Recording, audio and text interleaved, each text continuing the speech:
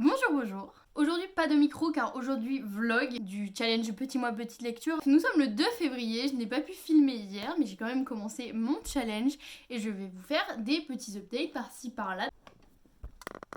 Donc, ma pile à lire se composait de tous ces livres. Et j'avais aussi des possibilités de rajout de livres, comme la saga des Chroniques de Spiderwick. J'avais 7 tomes sur 8. Je m'en suis rendu compte d'ailleurs à mes dépens.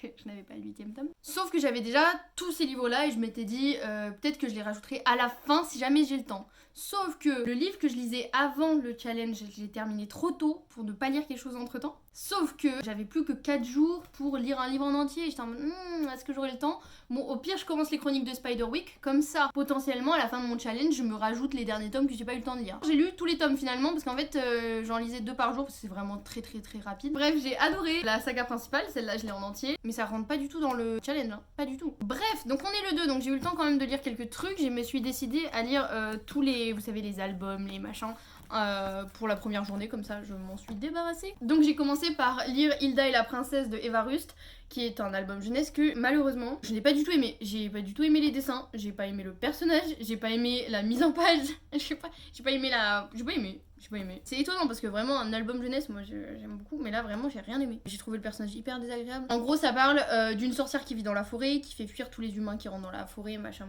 Il y a une princesse qui vient être enfermée dans une haute tour qui est dans la forêt et du coup il y a encore plus de gens qui viennent que d'habitude. Et Hilda elle en a marre de les faire fuir, donc à un moment donné elle va délivrer la princesse toute seule. Que les gens arrêtent de venir dans la forêt. Et je sais pas aimé. Enfin, c'est terrible, mais je trouvais que c'était pas bien écrit, même pour un album. Et j'ai pas du tout aimé les dessins. That's...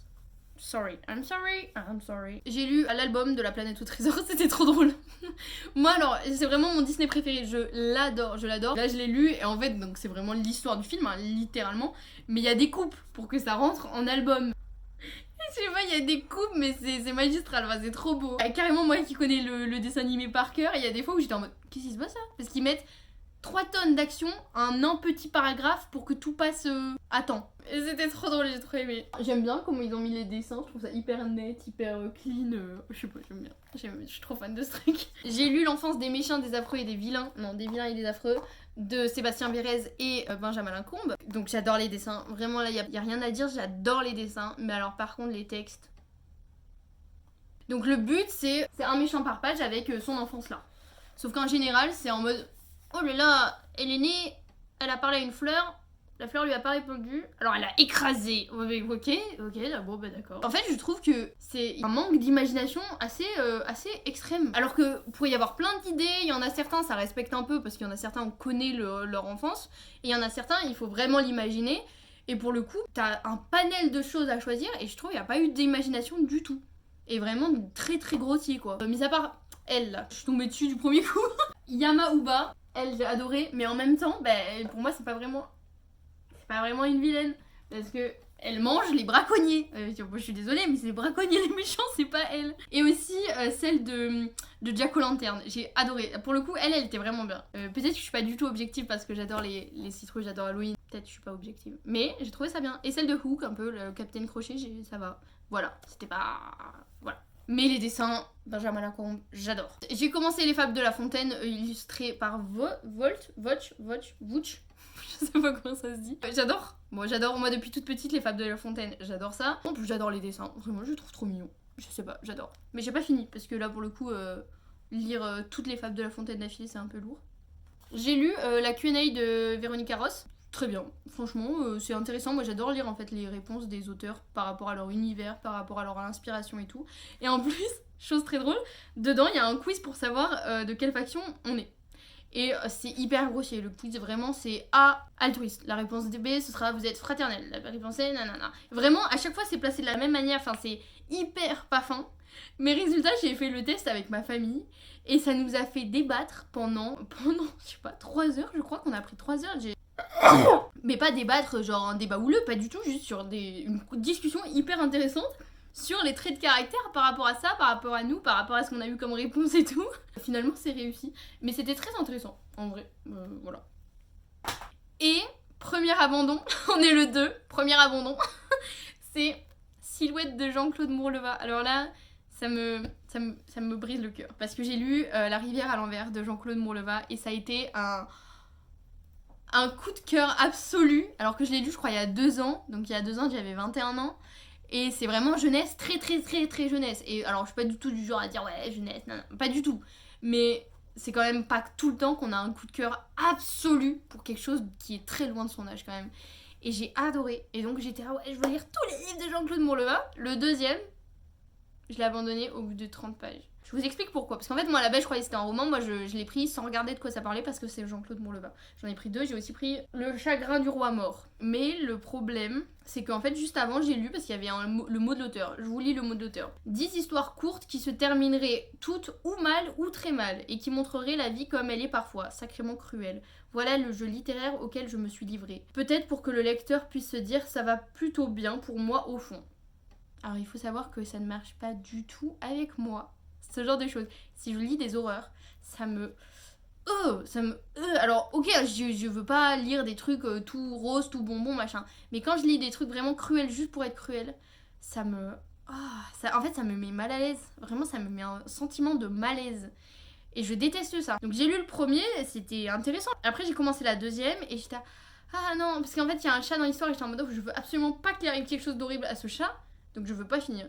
Et donc vu que je sais que toutes les nouvelles, les 10 nouvelles vont mal finir, j'abandonne. Parce qu'en fait, j'ai eu une très très mauvaise expérience avec un livre comme ça. C'est Kérosène de Adeline Dieudonné, qui est pareil, des nouvelles autour d'une station essence. Il y a des gens qui vont s'arrêter à une station essence et à chaque fois on va en suivre un ou deux, ou des gens qui sont reliés à... Et les nouvelles étaient toutes plus horribles les unes que les autres. Mais un malaise quand je le lisais, j'ai détesté ce livre, mais détesté, mais du plus profond de mon âme. Et en fait, je l'ai gardé quelques temps, et vous savez, moi quand je lis un livre, il faut vraiment y aller pour que je le dégage si je l'ai lu. Et ben Adeline Dieudonné, je l'ai gardé un temps, je l'ai gardé quelques mois et tout, et en fait quand je le voyais, je me sentais trop mal. En fait, je me sentais trop mal que ce livre soit dans ma chambre. J'ai détesté ça. Donc en fait, je ne veux absolument pas revivre ça avec un autre. Donc je l'abandonne. Et je vais le mettre à donner. Voilà. Donc on est le 2. Donc ce que je vais commencer maintenant, c'est Voyage de Gulliver. Et on verra ce que j'en pense. J'arrête de parler. À bientôt. Ouh.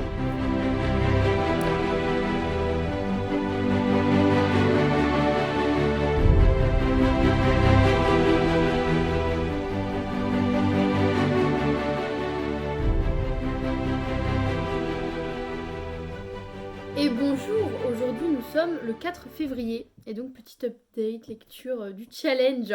Je n'ai pas lu Voyage de Gulliver. Pour quelle raison? En fait je me suis rendu compte, en même temps fallait s'y attendre, mais je connaissais pas l'histoire du tout, j'y connais rien, je connais juste le nom. C'est une version adaptée pour les enfants. Alors c'est pas quelque chose qui me pose problème, je trouve que c'est une très bonne chose de faire des versions adaptées pour les enfants. Mais moi je voulais lire le livre complet. Et là en fait il a 4 voyages Gulliver et il en manque un. Et toutes les réflexions un peu, toutes les satires philosophiques et tout, bah elles ont été enlevées. Et bah du coup, moi j'aurais préféré lire l'œuvre complète. Donc je le garde parce qu'il est très beau. Je le garde mais je le lis pas. Peut-être qu'un jour je lirai le livre complet quand je l'aurai. Si je l'ai un jour. Ma pile à lire finalement elle est plus aussi grande que prévu parce qu'on est déjà le 4 et il me reste pas grand chose. Au pire je rajouterai des petits trucs là-bas. J'ai donc commencé le tome 2 de Decimus Fate qui est Les Ombres de Gil, oui c'est ça, par Peter A. Flannery aux éditions Eldercraft. Un roman qui a été traduit par mon grand frère, je l'ai dit dans ma vidéo pile à lire. Trop fière de lui. Du coup j'avais déjà lu le tome 1 évidemment. Je sais pas du tout comment dire de quoi ça parle. Il y a un chasseur des démons, très dangereux, qui va rencontrer un mage sauvage. Très dangereux également. Bah, c'est 2 personnes excessivement dangereuses qui vont se rencontrer et décider de s'entraider pour... Il y a des trucs bizarres en fait qui se passent, il y a des gens qui tombent malades, il y a des gens qui disparaissent et tout et tout. C'est plutôt du genre à une histoire par tome, mais avec un petit fil en fond qu'on voit pas trop, mais on se dit mais qu'est-ce que c'est ça? Mais voilà, ça c'est plutôt le fil rouge. Alors à la base c'est de l'auto-édition et moi l'auto-édition... Je trouve ça génial, mais ça enlève le côté des bonnes corrections des éditeurs. Donc il y a le côté où il y a certains éditeurs qui vont trop abuser sur leur pouvoir d'éditeur sur le texte d'une autre personne. Et il y a l'autre côté de l'auto-édition où tu peux faire ce que tu veux, mais du coup par contre tu n'auras pas les retours vraiment constructifs de quelqu'un d'autre autre que ta famille, vraiment extérieure à ton cercle. Donc là, à la base, c'est de l'auto-édition. La maison d'édition Eldercraft, c'est une maison d'édition de jeux de société à la base, de jeux de rôle. Ils se sont lancés dans l'édition de romans il y a quelques années. Et donc ils ont décidé d'éditer lui. Et du coup, c'est vrai qu'il y a les problèmes d'écriture qu'on rencontre dans l'auto-édition. Comme par exemple les descriptions. On peut faire beaucoup de descriptions et pourtant laisser une marge d'imagination au lecteur. Et tous les livres que j'ai pu lire ou commencer en auto-édition avaient ce même problème. L'auteur impose sa vision au lecteur. C'est-à-dire qu'il décrit chaque chose. Et on peut décrire chaque chose sans imposer sa vision. Mais là, c'est... On décrit la couleur des choses, on décrit la taille des choses, on décrit l'aspect des choses, on décrit... Mais tout.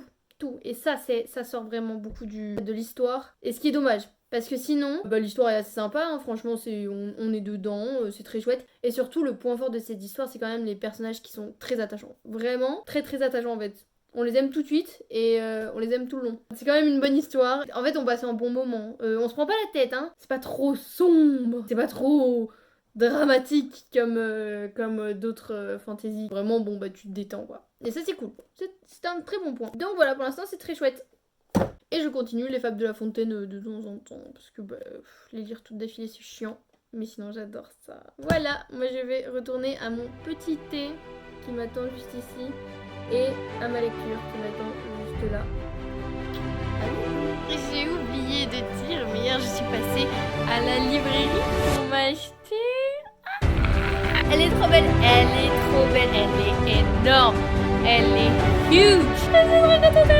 Mais bon, attention, le challenge passe avant. J'ai encore que...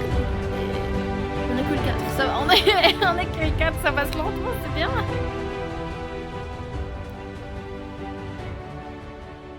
Nous sommes le 11 février et je n'ai pas pu refilmer d'update depuis quelques jours à cause de plein d'organisations, de voyages et de rangements et de trucs et de choses et de machins. Mais du coup, j'ai bien avancé quand même dans mes lectures. Franchement, ça allait beaucoup plus vite que ce que je croyais. Mais c'est pas fini. La dernière fois que je vous ai pris, je vous avais dit que j'avais commencé le tome 2 de Decimus Fate de Peter A. Flannery. J'ai fini du coup, c'était très chouette. C'est toujours les mêmes critiques que j'ai. Malgré tout, c'est pas très bien écrit. Mais vraiment, les personnages sont très attachants et c'est le point fort du livre en fait. L'ambiance générale du livre, t'es un peu en mode je suis presque sûre qu'il va rien leur arriver de trop grave. Je suis pas trop stressée de ma lecture. C'est assez chill en fait, c'est un moment de détente. Donc malgré tout, c'est quand même chouette. Ensuite, j'ai lu Thomas Brown School Days en anglais. Donc c'est pas du tout de Henry Didier, hein, comme j'avais dit la dernière fois, pas très sérieusement. En fait, je savais pas du tout, mais c'est un classique de la littérature anglaise pour les enfants, de Thomas Hughes. C'est une version écourtée bien entendu. J'en ai marre, je me fais tout le temps avoir. Là c'était en anglais, c'est pas très grave, mais c'était super mignon, enfin j'ai trop aimé. Enfin, y a pas grand chose à dire dessus, le truc est minuscule. Un enfant qui arrive dans une nouvelle école de rugby je crois, et dans cette école il y a comme des hiérarchies de classes, les plus vieux ils ont le plus de pouvoir, les plus jeunes ils doivent les servir machin, et Tom il est pas très content de ça, alors il se rebelle un peu. Et voilà, enfin c'est tout mignon, c'est illustré, voilà. J'adore ce genre d'illustration. Pas grand chose à dire, c'était très bien écrit, j'ai super bien compris. Je suis trop fière de moi franchement. L'impossible retour de Amélie Nothomb abandonné. Donc c'est aussi pour ça peut-être que la pile à lire va quand même bien vite. Pourtant Amélie Nothomb c'est vraiment, je sais pas, c'est intéressant quand on lit, c'est hyper particulier. Moi j'aime beaucoup cette femme. J'aime énormément l'entendre en interview, je trouve qu'elle est passionnante en fait. Tout ce qu'elle dit, enfin c'est intéressant, on est toujours accroché à ce qu'elle dit. J'avais lu quelques livres d'elle, j'en ai pas lu beaucoup, j'ai lu Tuer le père que ça va, j'avais bien aimé. J'ai lu Stupeur et Tremblement, et je sais même pas si j'en ai lu d'autres. Et ça c'est en gros la suite entre guillemets de Stupeur et Tremblement, parce que c'est une histoire vraie, elle raconte juste sa vie dans ces deux livres. Mais je sais pas, là je trouvais ça vraiment trop grandiloquent. J'ai trouvé que ça faisait drama queen. Donc Stupeur et Tremblement, c'est elle qui raconte quand elle a vécu au Japon pendant quelques années et quel enfer ça a été alors qu'elle adore ce pays et qu'elle voudrait y vivre mais que c'est vraiment pas fait pour elle ce pays. Et donc là, l'impossible retour, c'est elle qui revient. Mais en fait, dès le début du livre, tu apprends que en fait, elle était déjà revenue pour un documentaire. Donc c'est pas la première fois qu'elle revient. Et puis, je sais pas, c'est très... le Japon, c'est tellement...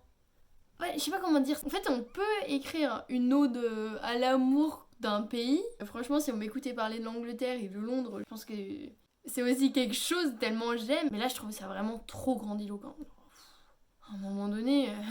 Voilà, j'ai pas grand chose à dire de plus parce que je l'ai DNF à la page 51, un truc comme ça. En fait, maintenant, j'essaye de vraiment me respecter sur les livres que, franchement, j'ai aucun intérêt à continuer. Des fois, il y a des livres, ils sont pas mal et t'es là... mais j'ai aucun intérêt à le lire. Genre, je suis là, je le lis pour le lire et je le finis parce que je me dis, bah, il y a un petit truc quand même. Et en fait, bah, j'ai l'impression de perdre mon temps. Genre, je perds ma vie, je perds mon temps de lecture pour d'autres livres, pour des livres qui ne m'intéressent pas assez. J'ai ce sentiment depuis que j'ai lu la saga complète de l'Assassin Royal qui m'a fait ressentir des choses que je n'ai jamais ressenties en lisant, mis à part avec Harry Potter. Je ne vois plus l'intérêt de lire des livres qui me font pas cet effet-là. Alors, avec modération quand même, parce qu'il y a des livres qui me font pas cet effet-là et que je kiffe lire et que je suis hyper contente d'avoir lu. Enfin, j'ai plus envie de me prendre la tête avec ça. Après, j'ai lu Béni soit l'atome, et non pas l'automne, de René Barjavel aux éditions Librio. C'est des nouvelles tirées d'un recueil de nouvelles de Barjavel qui s'appelle, je crois, Le Prince blessé. J'ai failli l'abandonner parce que j'ai lu la première... Moi, je suis pas très fan des nouvelles. Enfin, j'aime bien.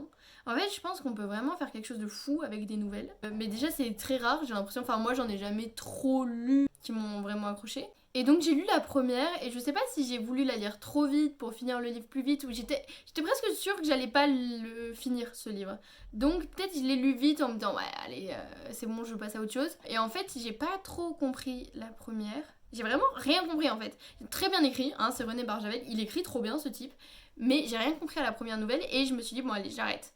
Sauf que avant de me dire allez je le mets à donner, c'est bon j'arrête vraiment. J'ai commencé à lire la deuxième nouvelle et là mais j'ai été accrochée direct et c'était trop bien écrit et j'ai trouvé ça passionnant et tellement intelligent de penser à ces choses là. Et après j'ai lu la deuxième et j'ai ressenti la même chose, troisième, je sais plus combien il y en a à l'intérieur mais j'ai adoré toutes les nouvelles au final. Alors je pense que je vais essayer de relire la première parce que j'ai visiblement pas donné l'attention qu'il lui fallait pour que je la comprenne. Mais c'était trop bien. René Barjavel, vraiment, c'est un génie. Le mec, il pensait à des choses en son temps, mais qui sont d'actualité aujourd'hui, dont personne ne parlait à cette époque-là. Le mec était obsédé aussi par le futur, par la future autodestruction de l'humanité, par le progrès qui finit par aller trop loin.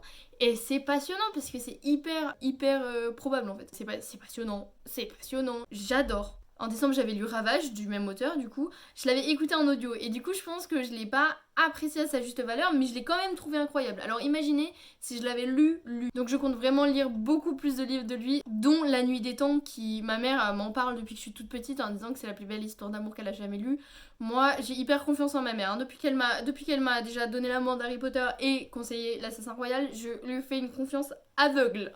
J'ai lu Grandson and Necklaces, c'est très dur à dire, de Cecily Marie Barker, aux éditions Blackie & Son Limited, les petites éditions anglaises qui sont trop mignonnes, avec des... Oh là là, il y a des illustrations qui sont trop belles. C'est que dans ce style et des fois c'est en noir et blanc, enfin je suis trop fan. Et c'était une petite histoire d'enfant donc, mais trop mignonne, j'ai adoré. Pareil, je l'ai lu en anglais du coup.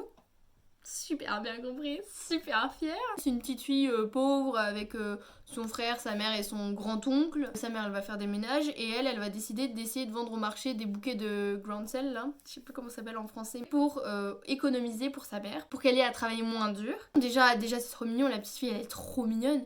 Et en fait, il y a des petites fées qui vont se dire « Ah, on va essayer de réaliser son souhait ». Parce qu'elle a dit une fois qu'elle aimerait avoir assez de colliers pour en mettre un différent chaque jour dans l'année. Et donc les fées, elles vont essayer de réaliser son rêve. Et c'est trop mignon. J'ai adoré. T'es là, oh mais moi je veux une enfant comme ça. Elle est parfaite la gamine. Il me reste donc 2 livres dans ma pile à lire. Il me reste Chronique martienne de Ray Bradbury et Le Comte de Monte Cristo de Dumas. J'ai commencé lui qui pour l'instant j'adore. J'ai lu le chapitre 1. C'est trop top. Ça parle de martiens.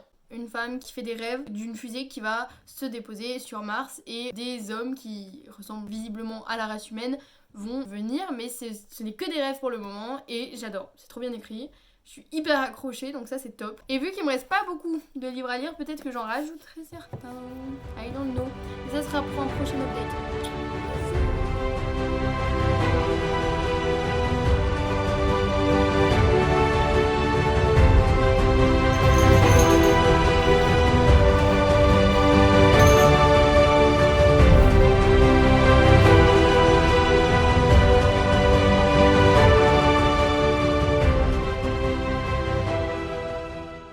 Défense, je suis terriblement mauvaise pour filmer des vlogs. Nous sommes donc le 2 mars et le challenge est terminé donc depuis 2 jours, mais moi je l'ai terminé il y a déjà je pense une semaine. La pile à lire du début, comme vous avez pu le voir, j'en ai abandonné, j'en ai lu certains très vite et donc j'en ai rajouté pas mal et je les ai tous lus, mis à part le tome 2 du Comte de Monte Cristo, parce que j'ai pas eu en fait la réponse finalement de savoir si le livre commencer là où mon édition terminée. C'est pas grave parce que déjà je doute fortement que ce soit le cas. Donc je me dis j'aurais de toute façon pas pu le lire. Et ensuite, parce que j'ai lu beaucoup plus de livres que prévu, j'ai lu ensuite Chroniques martiennes de Ray Bradbury. Je crois que j'en parlais à la fin de mon dernier update. Et j'ai adoré cette histoire. J'ai adoré. Donc c'est effectivement des chroniques martiennes. On suit à chaque fois un personnage qui arrive sur Mars ou qui vit sur Mars, qui travaille sur Mars ou qui est sur la Terre et qui voit ça de loin. C'était passionnant, c'était visionnaire. C'est drôle parce que Ray Bradbury parle aussi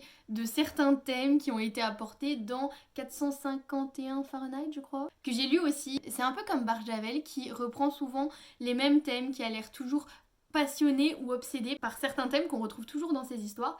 Et dans celle-là, j'ai retrouvé effectivement des thèmes qui étaient abordés dans son autre livre que j'avais aussi beaucoup aimé, mais j'ai pas beaucoup de souvenirs par contre. Je trouve que c'est écrit, mais vraiment, vraiment bien en fait. Ça t'accroche instantanément. Moi, ça m'a accroché tout de suite. J'ai trouvé ça hyper mystérieux, hyper... Il y a vraiment des mystères, on comprend pas trop ce qui se passe. C'est un peu décousu, mais c'est voulu décousu et c'en est passionnant. J'étais hyper accrochée, je l'ai lu assez vite. Je me souviens quand j'ai lu la fin, j'ai pas compris, mais ça faisait longtemps que j'avais compris que en fait, à la fin, si je comprenais pas la fin, ce serait pas grave. Et c'est le cas en fait. Puis ma mère l'a lu derrière moi et m'a un peu expliqué sa vision de la fin, que j'ai compris aussi du coup. Et en fait, tout va bien, tout va bien dans ce livre. J'ai adoré ce livre. C'est un coup de cœur.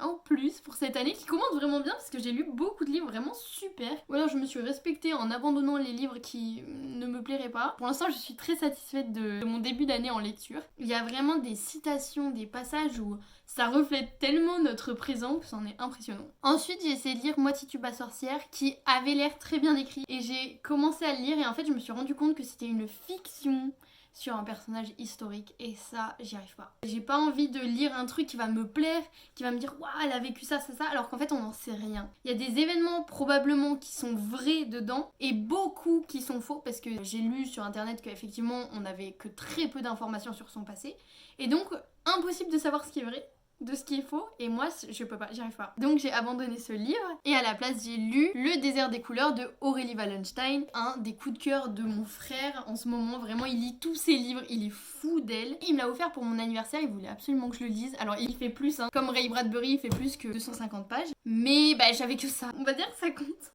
Et j'ai vraiment beaucoup apprécié ma lecture. Ça parle d'un désert multicolore qui s'étend petit à petit. Les derniers reliefs de la civilisation, les derniers humains vivant sur Terre sont reclus dans le cratère d'un volcan. Sauf que le sable grignote petit à petit les parois du volcan. Quand ils marchent dans ce désert, les humains perdent leurs souvenirs qui se transforme en grains de sable qui continue d'étendre ce désert à l'infini. Mais toutes les quelques années, arrive le marchand de sable et choisit une femme qui enfantera... J'ai cherché très longtemps, j'ai pas réussi à retrouver le nom mais c'est un mémoriam, un truc comme ça. C'est un enfant qui va grandir extrêmement vite, avec une mémoire infaillible, et qui lui ne perdra pas ses souvenirs dans le désert. Donc ces êtres un peu particuliers grandissent à une vitesse folle, et vivent en général 3-4 ans. Tous les 3-4 ans, quand un mémoriam meurt, un nouveau naît. À chaque naissance est lancée une expédition avec un humain qui sera le guerrier, le protecteur, le gardien du mémoriam. Et ils s'en iront dans le désert chercher Al-Nahir, qui est supposée être une ville qui n'a pas été touchée par le désert des couleurs et où la civilisation pourrait recommencer à vivre normalement sans crainte d'être enseveli sous le sable et de perdre ses souvenirs. Et donc à chaque fois, ils s'en vont dans le désert, sauf que l'humain, lui, peu à peu perd les souvenirs et le mémoriam doit les retrouver dans le sable et les lui re-raconter le soir pour que la personne ne se dissolve pas trop rapidement dans le sable. Sauf qu'à chaque fois qu'il ingère du sable pour se rappeler du souvenir et le transmettre ensuite, le mémoriam vieillit plus vite. Donc il faut aller vite pour retrouver cette cité potentiellement salvatrice.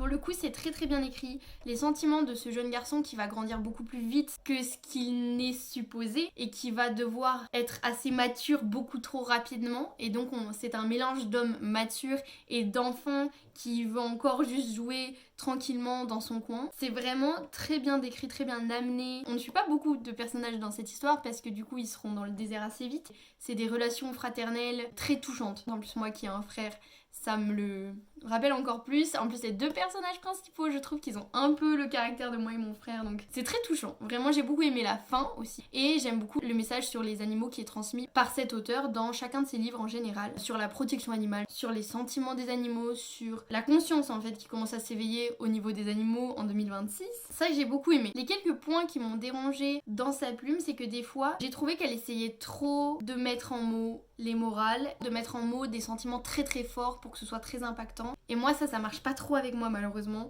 Je trouve que moins on en dit et mieux c'est compris, moins on en dit et mieux c'est transmis. Et donc à quelques moments ça m'a un petit peu dérangée, mais vraiment pas beaucoup, c'est arrivé très rarement. En même temps que Le désert des couleurs, j'ai lu Les 10 plus gros mensonges sur l'école à la maison de Sylvie Martin-Rodriguez, qui n'est autre que ma maman, qui a écrit ce livre en 2008. Donc c'était il y a bientôt 20 ans, c'est incroyable. Pour quelle raison elle a écrit ce livre? Mes parents nous ont élevés, moi et mon frère, en faisant l'école à la maison, qui est un sujet qui amène quand même beaucoup de préjugés. C'est pour ça que dans ce livre, qui est une collection de la maison d'édition d'Angle, elle aborde les 10 plus gros mensonges sur l'école à la maison, et elle va expliquer pourquoi ce sont des mensonges, elle va expliquer les lois qui étaient en vigueur à l'époque, car en 2008 ce n'étaient pas du tout les mêmes lois que nous avons maintenant sur le sujet. Il n'est pas exactement d'actualité sur ce qui est légal, mais sur ce qui est des préjugés et des phrases qu'on entend ou qu'on a entendues toute notre vie, c'est 100% d'actualité et c'est très intéressant en fait, ça déconstruit vraiment des idées reçues qui parfois sont extrêmement jugeantes et condescendantes et qui n'ont pas lieu d'être. Et je suis trop fière de ma maman d'avoir écrit ce livre. Oui, j'ai 23 ans, oui, je le lis extrêmement tard. Ne me blâmez pas. Mais il faut aussi comprendre que j'avais 6 ans quand il est sorti, donc pas du tout le moment pour moi de le lire. Qu'ensuite j'ai grandi exactement dans ces idées-là. En fait, tout ce qu'il y a dans ce livre, c'est quelque chose que je sais. Et après, ça fait 18 ans. C'est comme si ça n'avait pas existé. C'est drôle quand je pense que ma mère a écrit un livre, je suis genre... Ça me sort carrément de la tête. En fait, c'est comme si c'était quelque chose de tellement réel, tellement ancré en moi que j'y pense même plus. Mais c'est chose faite, je l'ai enfin lu. Et je suis tellement fière de ma maman d'avoir écrit ce livre. Donc si vous voulez vous le procurer, il n'est plus édité, mais faites-le percer en fait, faites-le avoir une réédition. Mais sinon vous pouvez quand même le trouver d'occasion sur internet. Et c'est pas parce que c'est ma maman, franchement, croyez pas que c'est parce que c'est ma maman, mais c'est vraiment bien écrit. En fait c'est accessible, c'est ça aussi, c'est que c'est très bien écrit mais accessible. C'est super.